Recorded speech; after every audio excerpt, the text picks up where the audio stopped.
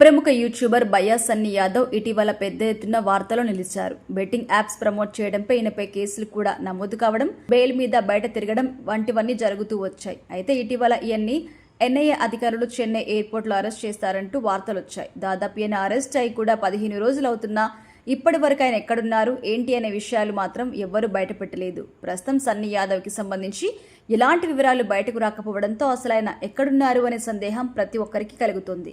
ఇలా బయ్యా సన్నీ యాదవ్ ఎక్కడ అంటూ ఎంతో మంది నెటిజన్లు ప్రపంచ యాత్రికుడు అన్వేష్ కి పెద్ద ఎత్తున మెసేజ్లు చేస్తున్న నేపథ్యంలో ఆయన బయ్యా సన్నీ యాదవ్ ఎక్కడ అంటూ ఒక వీడియో షేర్ చేశారు. ఇక ఈ వీడియోలో భాగంగా ఎన్నో సంచలనమైన విషయాలు బయటపెట్టారు.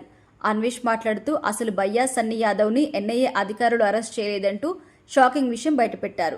ఇలా తాను అరెస్ట్ కాకపోతే ఎక్కడికి వెళ్లిపోయినట్టు అంటూ తన సబ్స్క్రైబర్స్ కొన్ని అనుమానాలు రేకెత్తించారని అన్వేష్ తెలిపారు.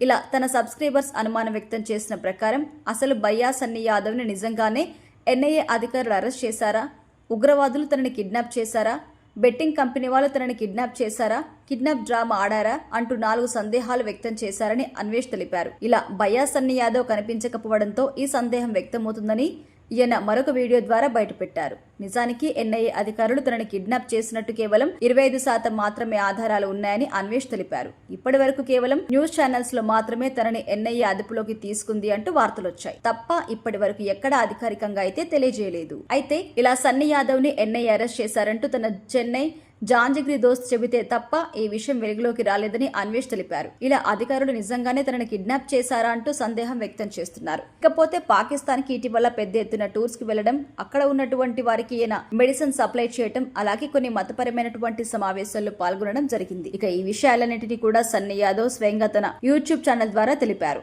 ఇలా ఉగ్రవాదులకి సంబంధించినటువంటి సమాచారం సన్నీ యాదవ్ దగ్గర ఉన్న నేపథ్యంలో ఈయన ఈ సమాచారాన్ని ఎక్కడ బయట పెడతారో అని ముందుగానే ఉగ్రవాదులు తనని కిడ్నాప్ చేసి ఉంటారని అన్వేష్ తన సందేహం బయటపెట్టారు. ఇకపోతే బెట్టింగ్ యాప్స్ ద్వారా కొన్ని కోట్ల రూపాయల డబ్బు తీసుకుని వాటిని ప్రమోట్ చేయకుండా ఉండిపోయాడు. బెట్టింగ్ యాప్స్ ప్రమోట్ చేయకపోవడంతో తిరిగి ఆ డబ్బును పొందడం కోసం ఎవరైతే తనకు బెట్టింగ్ యాప్ ప్రమోట్ చేయమని అవకాశం కల్పించారో వారే తనని కిడ్నాప్ చేసి ఉండొచ్చని కూడా అంటున్నాడు.